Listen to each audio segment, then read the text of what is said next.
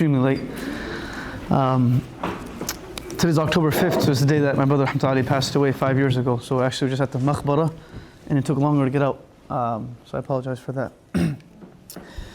Bismillah ar-Rahman ar-Rahim, alhamdulillah rabbil alameen, wal-aqibatu lil-muttaqeen, wa-salatu wa-salamu ala ashrafil anbiya wal-mursalin, ma ba'd. We stopped at the discussion where the wife of the Aziz, and I try to avoid saying her name was Zulaykha, because it was possible that her name wasn't Zulaykha, and it's also possible that if someone's name is Zulaykha, they get attached to this negative connotation, which is unfair, right? Because there's a possibility it was, there's a possibility it wasn't. It's not. There's a reason why Allah doesn't necessarily mention ages and specific names in the Qur'an, because they don't really add to the lessons of the story.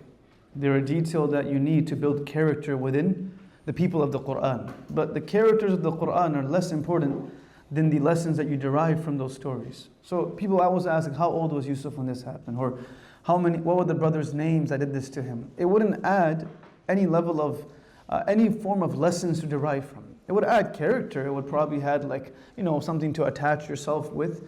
But it would become the focus point, whereas the actual focus is supposed to be the lessons that come from it. So she brings her friends and they pretty much hurtle upon Yusuf alayhi salam, and the wife then turns back to all these women that were mocking her, and they were spreading this gossip around town about her. She says, قالت فذلكن الذي لمتنني فيه. This is what you all were blaming me about. You all were commenting, making fun of me, but you've sat in the room and you've only experienced a moment with Yusuf, and this is your reaction. And I've lived with him for all these years. This is what you blame me about. A sinner will always find a sinner, if they want, they will always find someone who's a bigger sinner than them. That is not something which is difficult to find. That's why the Prophet ﷺ would say that خَصْلَتَانِ مَنْ كَانَتَا فِيهِ كَتَبَهُ اللَّهُ شَاكِرًا وَصَابِرًا مَنْ نَظَرَ فِي دِينِهِ إِلَى مَنْ هُوَ فَوْقَهُ فَاقْتَدَى بِهِ.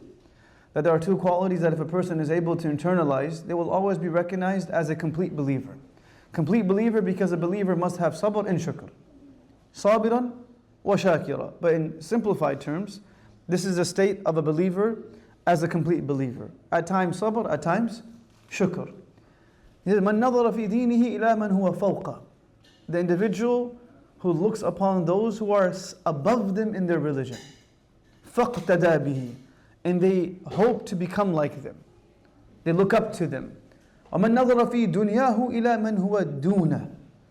And they look at people in their dunya that are lower than them. فَحَمِدَ اللَّهَ عَلَى مَا أَعْطَاهُ. And they are grateful to Allah for whatever they were given. Right? And this is not only wealth, it could be health, it could be family, it could be career choice, whatever it is. Right? So she's finding, you can always find someone to pacify your lack of guilt. Person can always find people say, well, you know what, I'm doing this, but look at what those people are doing. This would be perhaps meritorious if this individual was seeking to help them. But to use it as a source of motivation to continue doing what you're doing is demonic. This is from shaitan. This is a shaitani whisper. That's okay, man, look at what those people are doing. Right? So she says this to them, وَلَقَدْ رَاوَدْتُهُ عَنْ نَفْسِهِ. And she tells him, I tried really hard to pull him towards me against his will. فَاسْتَعْصَمَ. But he protected himself, he sought protection. وَلَئِن لَمْ يَفْعَلْ مَا آمُرُهُ لَيُسْجَنَنَّ وَلِيَكُونَ مِنَ الصَّاغِرِينَ. Now, with all the support that we have, and I spoke about this 2 weeks ago, our last session, that when people are unable to create the environment to lead you towards a sin or haram, they will use external supplementary methods to convince you. So for example, over here, she was unable to convince him, so she brought all these people with her. Now the entire environment is supporting it. You don't ask a person for the first time to give charity when when they haven't given charity before, randomly. You ask them to give after bringing them to a fundraiser where everyone is given. So it gives them motivation. Similarly, if you take a good person, a person hopefully like ourselves, that have, hopefully we have goodness in us, may Allah increase it, it will be difficult to ask someone to open up a bottle of alcohol at Miftaah. Very difficult, and if it is, that's a problem. Very difficult to ask someone to do something in a masjid. This is why these spaces have a natural level of deterrence. You know, you're protected because of the environment itself. But if you take that person out of that environment and you put them into an environment where certain frivolous activities are more accepted, it's very difficult to protect yourself then. So she builds an environment that now it's extremely difficult to avoid it. Extremely difficult, not impossible, because Allah will never make our nature such that we cannot avoid sin. That would be a flaw in our creation, and Allah is never flawed, and Allah is not flawed in any aspect. That Allah alhamaha fujuraha wa taqwaaha. But He has given us the ability to, in any situation, pull away from it. But it requires the 4 things that we spoke about a few sessions ago, right? So she goes, if he doesn't listen to what we want now, forget it. This person is going to be in prison for sure. And we're going to make sure that he is embarrassed, he is belittled, he is disgraced. Meaning we're going to make sure that we have an entire propaganda machine against him. Because he didn't do what we wanted him to do. So we will use all of our resources, all of our power, all of our ability to create this campaign that will embarrass and it will disgrace this man in Yusuf alayhi salam. So Yusuf alayhi salam at this point, he can't just avoid it. So he says, قَالَ رَبِّ السِّجْنُ أَحَبُّ إِلَيَّ مِمَّا يَدْعُونَنِي إِلَيْهِ. Oh Allah, at this point, prison is more beloved to me than that which they're inviting me to. Dear friends, at times, being free and liberated is less important if it goes against your principles. How many people do we have who are in prisons simply because, they Rabbi Allah, they claim Allah as their Lord, right? And they stand for something that actually matters. It's okay. There are many people who are free, but their minds are shackled, and their hearts are shackled. And there are many people who are in prison, but their minds are liberated. They're free. So he says, I'd rather be imprisoned and be away from this environment that continuously pulls me towards haram than to be free but fall into this situation. And each of us have these opportunities or these challenges quite often. Like I can stay in this environment and fall into these situations, or I can remove myself from it and naturally lose out in certain aspects of dunya. The Prophet says, "Man ahabba dunyahu adarra bi akhiratihi, wa man ahabba akhiratahu adarra bi dunyahu." This like euphoric understanding of "Rabbana atina fid dunya hasana wa fil akhirati hasana." Of course, Allah gives afiyah. But this idea that, oh Allah, give me hasana in dunya, give me hasana in akhirah, means that my dunya and akhirah will always be the same. If my akhirah is great, my dunya can also be great. It's true. Allah can give afiyah to whomever He wishes. But hasana in that ayah doesn't mean it will be qualified and quantified the same way as akhirah. And if it was, that means our akhirah is actually quite limited. Because قُلْ مَتَاعُ الدُّنْيَا قَلِيلٌ. Whatever's in dunya is less.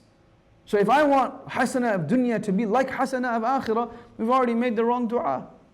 Because hasana of akhirah, even one aspect of it is greater than the hasana of all of its entirety in dunya. Right? Yes, man ahabba. Person, whoever is overly infatuated with their akhirah, there will be limited harm that comes to their dunya. Not harm as in they will be physically or mentally or emotionally harmed by it, but they will have to lose out on certain aspects. And we do. When we go for Jum'ah, Allah says what? وَذَرُوا الْبَيْعَ. Leave your business at that moment.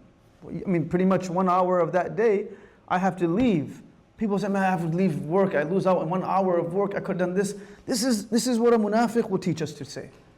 Oh my God, I could have done this in that time. But you could never, and I could never have received what I get from that Jum'ah in any time that I would have given to my dunya. I wouldn't have come. I pray 5 times a day, and those 5 times a day I could have done this too. No. If I wasn't fasting, I could have done this. Using deen as if it is a burden added to my life is a way for a person to feel that this is not something that is natural. No, deen is natural. Obedience of Allah is natural. وَإِنَّهَا لَكَبِيرَةٌ إِلَّا عَلَى الْخَاشِعِينَ. It's only unnatural when the heart is not attached to Allah. الَّذِينَ يَظُنُّونَ أَنَّهُمْ مُلَاقُ اللَّهِ. When people are attached to Allah, obedience is a natural reaction. Because that's the default. Ita'ah is the default. Right? So this أَحَبَّ وَمَنْ أَحَبَّ آخِرَةُ أَضَرَّ بِدُنْيَاهُ. You might have some harm in my dunya. And if I overly love my dunya, we might have some harm in my akhirah. Person can say that if I leave this business, I'll be making a lot of money, but I won't be making as much. Well, that's hasana in dunya. Right? Majority of the mufassirun, they comment on the word hasana in dunya to be family, to be health, not necessarily wealth in itself. They refer to it to be rizq of any aspect.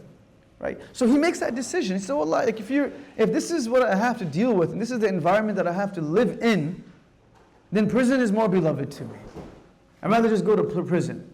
If not, وَإِلَّا تَصْرِفْ عَنِّي كَيْدَهُنَّ. If you don't turn me away from their plots and plans, أَصْبُ إِلَيْهِنَّ.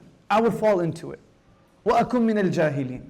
And I'll be amongst those who are the ignorant ones. In other words, even though I am soon to be a prophet, if I allow myself to become desensitized in this environment, then falling into that crime is a natural reaction. So next step. A person, if they trust themselves too much, sooner or later they will know why they shouldn't have.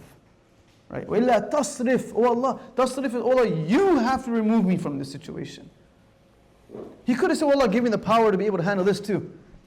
I can manage. Allah, I have the ability to manage. No, Allah, at this point, it's better if you take me out of this environment. Right? The Prophet says in a beautiful narration, the Rahimallahu Yusuf. May Allah have mercy upon Yusuf. And this was his way of highlighting his story and also extracting lessons for his companions. Right? And for all of us. He says, oh Allah, Rahimallah Yusuf is the way of just showing your love for Yusuf alayhi salam, but also highlighting a specific lesson for his companions. So it's a nice way of saying it. He says, you know, if he had not asked Allah for prison, Allah would have given him another way out of this situation. But he asked Allah for what? Prison. Right? He said, Allah, give me prison. It's more beloved to me than that which they call me towards.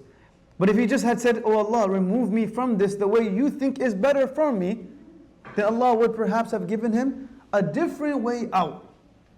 He said, Rahimallahu Yusuf. And this is where the Prophet taught us, فَاسْأَلِ اللَّهِ الْعَافِيَةِ. Ask Allah for ease. Ask Allah for ease. Don't ask Allah for the difficulty. Don't, because maybe perhaps by me asking for it is the reason why Allah puts me there. Ask Allah for ease in every aspect of our life. The Prophet walked by a companion, he was asking Allah for patience. He said, oh brother, what are you going through that you're asking for patience? And I'm not really going through anything right now, but I'm trying to gather up that patience. When I do need it, I can use it. The Prophet said, no. فَاسْأَلِ اللَّهِ الْعَافِيَةِ. Ask Allah for ease. Ask Allah, your ease and my ease it's enough for Allah to give me my akhirah. I don't need difficulty in order for Allah to give me Jannah, because that difficulty that I'm experiencing may be that ease. Good health is difficult. A person that can't see never has to worry about responding to Allah about the questions of the eyes. Good health is challenging. Now I have to respond to Allah about what I look at. Now I have to respond to Allah for what I listen to. Where there's autonomy, there's liability. I have to respond to Allah. So he says, well, you should have asked Allah for ease. Don't ask Allah for sabr. This is why we're taught in our beautiful tradition, we're not necessarily responsible to ask Allah for the how. We are focused to know the who and the why. Who is with me? Inna ma'i rabbi sayahdeen. Allah is with me. La tahzan inna Allah ma'ana. And we are also responsible for the why. Why am I committed to this? That's called niyyah. Your why has to be clear. Without clarity, there's no commitment. Without commitment, there is no conviction in what you're doing. Right? There needs to be clarity, commitment, and conviction. Clarity is your niyyah. Commitment is istiqamah. Conviction is yaqeen. All of these are necessary for a person to continue living as a believer, or anything in life actually it could be used for.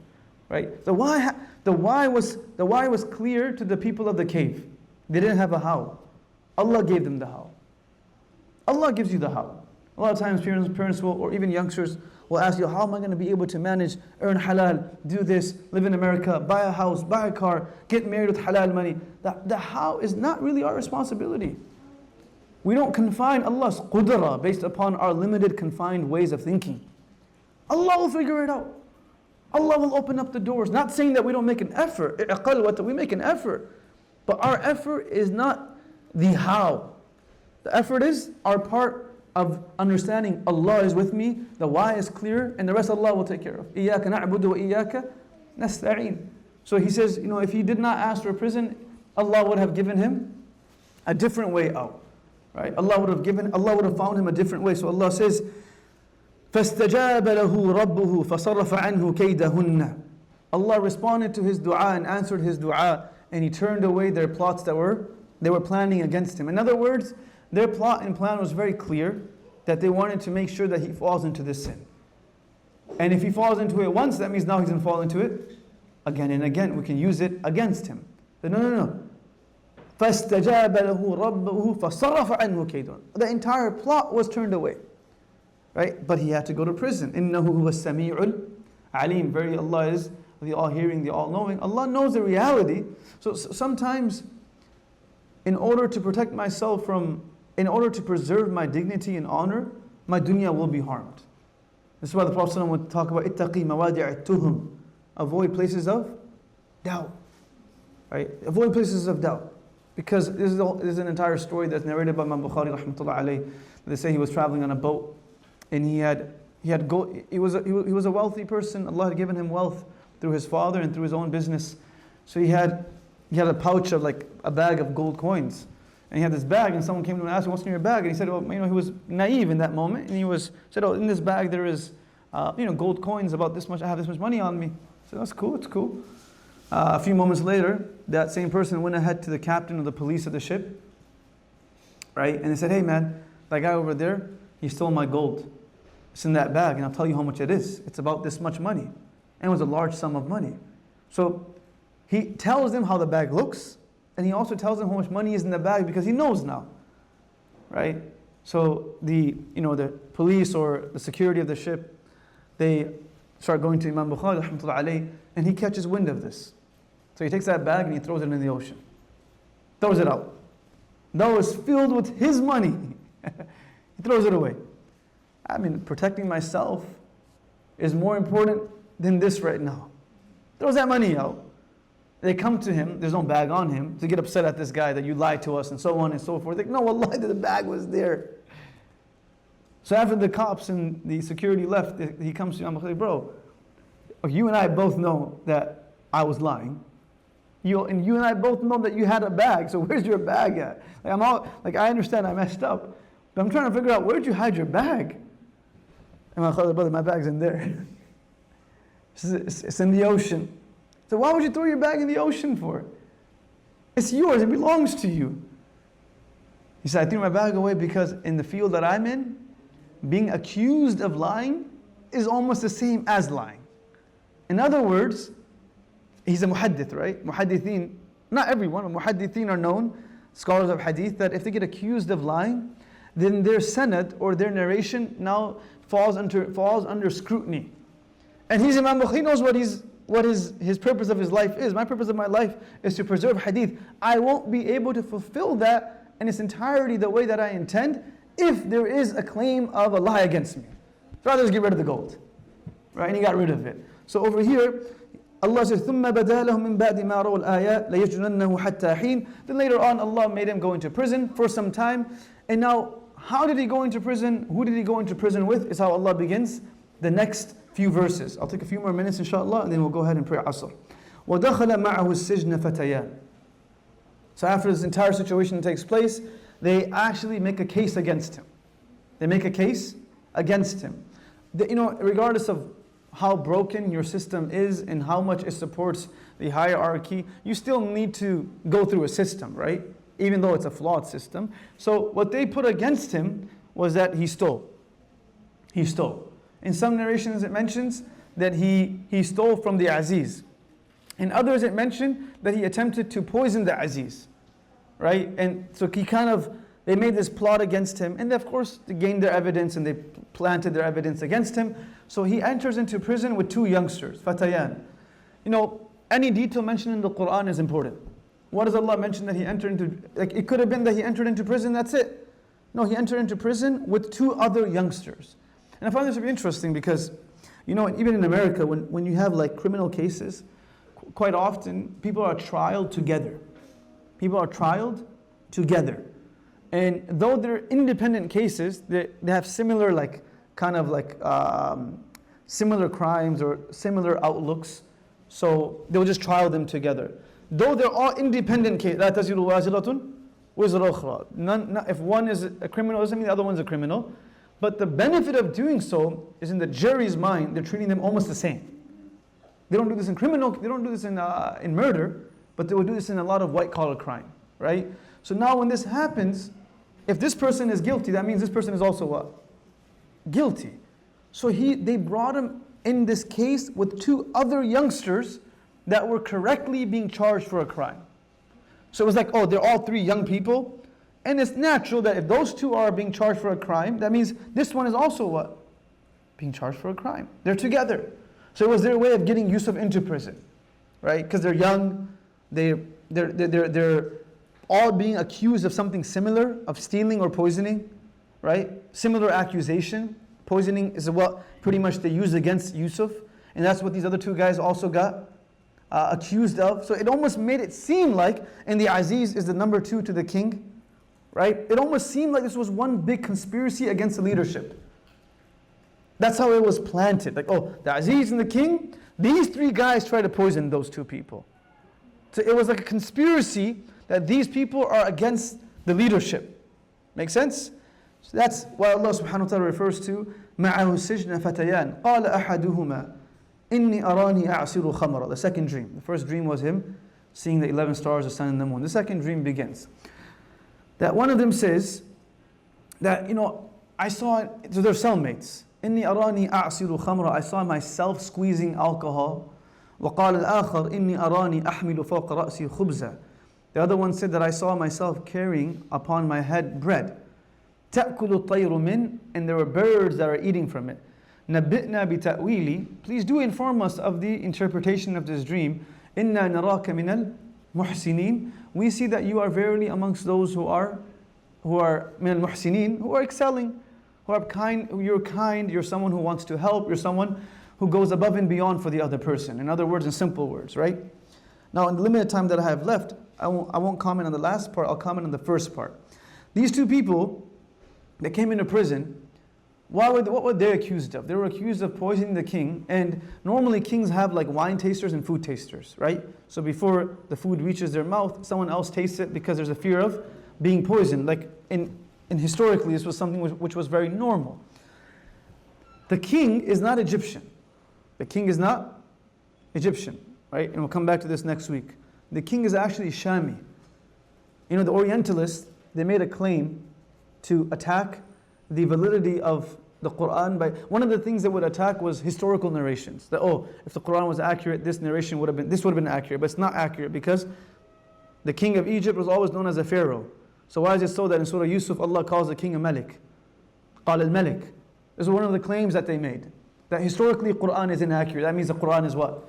As iwaj. It's not 100% proof of any. It's not completely accurate 100% la ghayba fi. Na'udhu billahi min dhalik.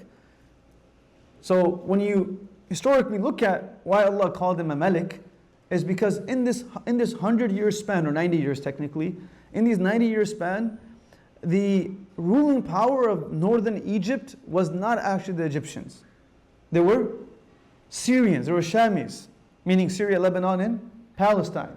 They were from this part of the world, and they were the first people to invent this invention called fighting with carriages. First people to invent this. So they were able to push out the Egyptians from this area, and they took power over this area. Okay? You guys' homework is to find out what this community, what this ruling power's tribe was called. Try to come back next week and tell me what this tribe's name was. Right? It's known. Like if you read, so I started reading a lot of Egyptian books for whatever reason. The last year and a half, or maybe 2 years now, because I've done this story of Yusuf maybe like 35, 40 times. So I started reading some random history books on the history of Egypt. And a lot of things are really interesting because you don't find them in tafsir, per se. You know the name? No. It's not Korean, no. But you'll find it. If you look for it, you'll find it. If you don't find it, you'll come back next week, I'll tell you what it is, inshallah. But the point that I was making is that the people that are now ruling are, you can say they're outsiders, right? And it all kind of makes sense why, when the Egyptians came back, they treated these people like peasants. Like this is what, they ended up taking power back of Egypt, and now the Syrians or the Shamis are the family of Yaqub, Banu Israel. So they're kind of treated as the invaders. That you guys dare take over our land again? That's pretty much the history of what happened.